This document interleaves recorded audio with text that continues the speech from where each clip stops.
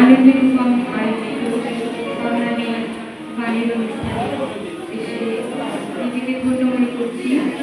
সকলকে দাদা এবং মিত্রদিকে অনেক ধন্যবাদ এত সুন্দর অনুষ্ঠানে আয়োজন করার জন্য। আমার নিবেদনে প্রণব রায়ের লেখা শৈলেশ দত্তগুপ্ত সুরারোপিত একটি গান গেয়েছেন অনন্ত।